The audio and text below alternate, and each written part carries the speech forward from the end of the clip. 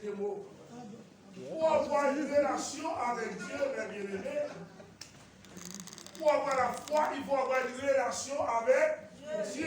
Et quand on a la révélation, on a une relation avec Dieu, il donne la révélation de sa parole. Et on tremble, mes bien-aimés, on obéit parce qu'on a une relation. On a envie de faire pour le Seigneur. On a envie de faire pour le Seigneur. On a envie de grandir. Alléluia. Dit les futurs prédicateurs au milieu de nous déjà. Bientôt vous allez voir qu'ils vont s'élever. Mais c'est à vous de les encourager. Je tiens à vous dire de venir la semaine parce que s'il n'est pas debout encore parce que le travail est un petit peu coincé. Nous avons notre frère, il est déjà préparé là pendant des ans. Il y a l'autre frère, il y a l'autre frère, il y a un frère, mes bien-aimés. Mais c'est à nous de les encourager. Bientôt, c'est pas de passer la guerre qui sera là le dimanche. Vous savez, ce matin, j'ai fait 2 voyages à Saint-Pierre. J'ai envie d'entendre le frère qui s'est levé, qui parle du Seigneur aussi. Ce n'est pas du joie pour moi de prêcher tout le temps. Hein.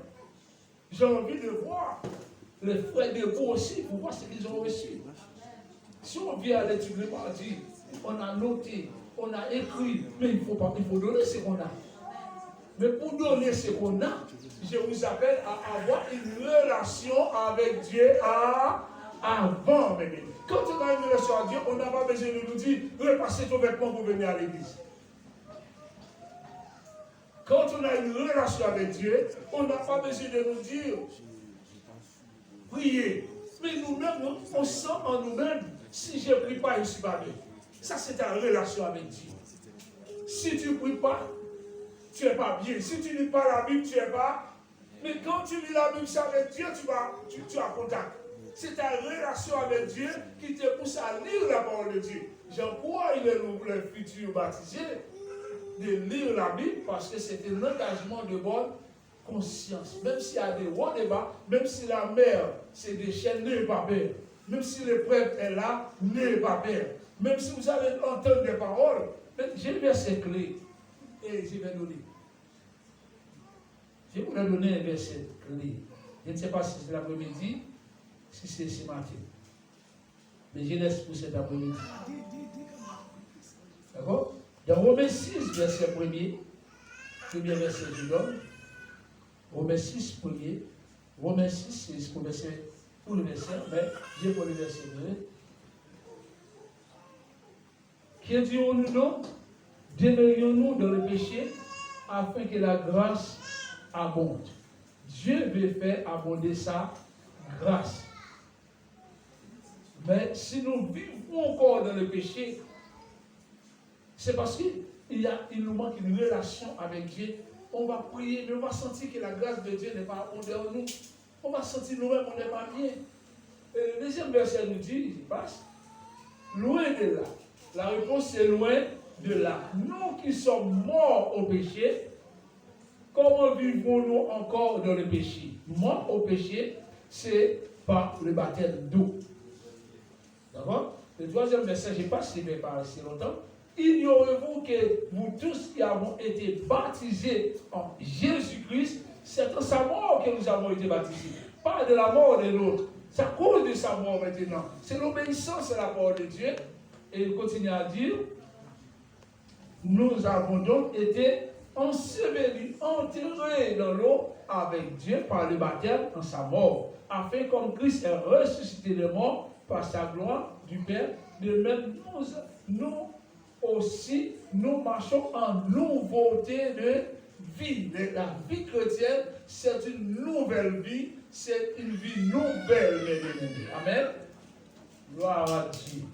Et le verset 5 nous dit, en effet, si nous sommes devenus une nouvelle plante avec lui par la conformité à sa mort, nous le serons aussi par la conformité à la résurrection. Là, nous préparions déjà la résurrection. C'est important, sachant que notre vieil homme a été crucifié avec lui, Jésus. Le vieil homme, vous le savez, c'est qui? Afin que le corps du péché fût détruit pour que nous ne soyons plus esclaves du péché. Ça, notez, j'ai parlé loin, et pour chapitre 6. Deuxième, c'est Colossiens 3, verset 8. Notez seulement 8 à 15. Troisième verset, c'est Éphésiens 4, verset 1 à 7. Et c'est là notre message. Il n'y a qu'un seul baptême. C'est pour ça que nous parlons de l'engagement de bonne conscience. Je vais prendre ces versets-là pour nous. C'est Éphésiens chapitre 4, verset 1. Là, je le prends. Le frère, le prédicateur Ika vient de la chanter. Mon frère m'a prié tout à l'heure. C'est sur le travail.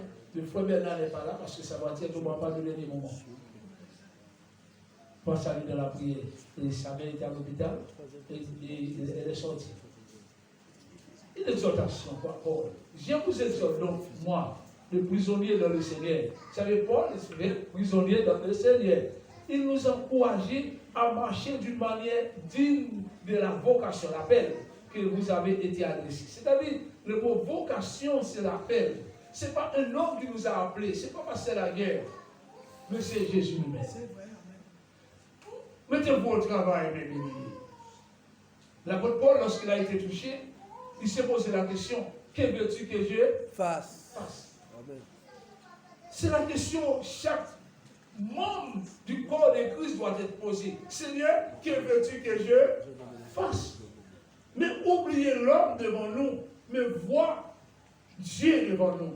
On travaille avec Dieu. Et c'est pour cela que je vous exhorte donc, Paul, moi, Paul, notre frère, le prisonnier dans le Seigneur, à marcher d'une manière digne de la vocation qui vous a été adressée. Écoutez-moi, pourquoi? Le verset 2, en toute humilité et douceur, avec patience, il appelle les frères à supporter les uns avec amour, charité. Supportons-nous avec patience. Supportons-nous dans l'œuvre. Supportons-nous dans les chants de Dieu. Supportons-nous. Donnez-nous la main. Ensemble, bien-aimés. Nous allons voir l'œuvre du Seigneur avancer. En toute humilité. Descendre. Et avec douceur. Avec patience. Vous vous supportez les uns les autres avec amour. Vous efforçant. Ouais, il y a un effort fait. Vous efforçant à conserver cette unité entre nous-mêmes. Il y a un effort à faire, mes bien-aimés, pour être ensemble de la prière, dans l'esprit et le lieu de la paix. C'est nous chercher la paix avec tous. Il y a un travail.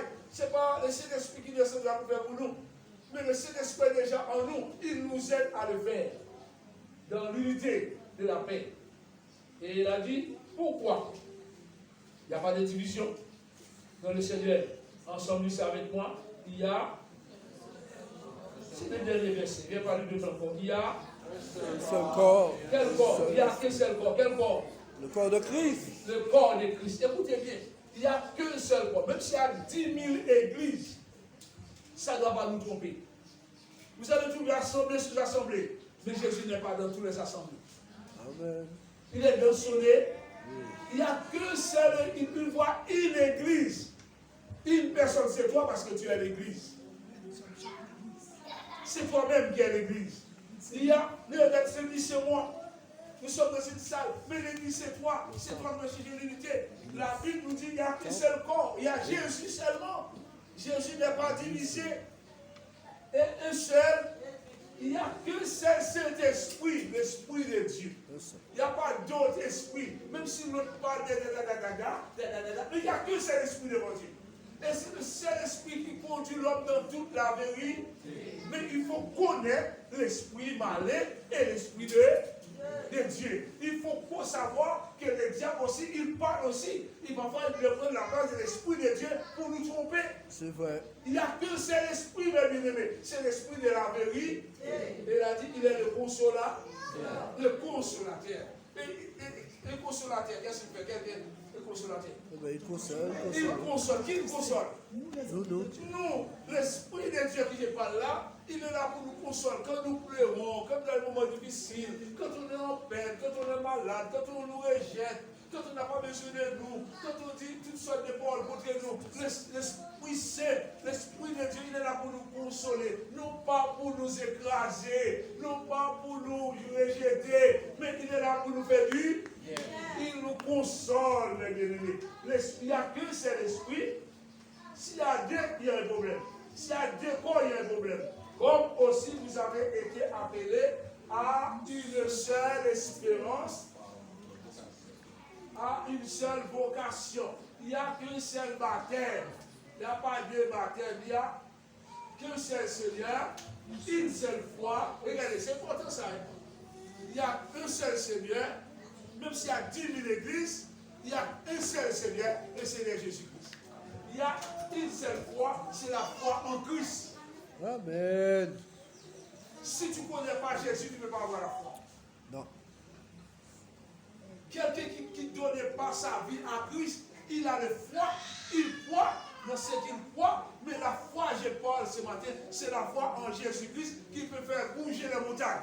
Amen, amen, amen. Qui peut guérir les malades, qui peut pardonner. Attention, lorsqu'on a la foi, on pardonne.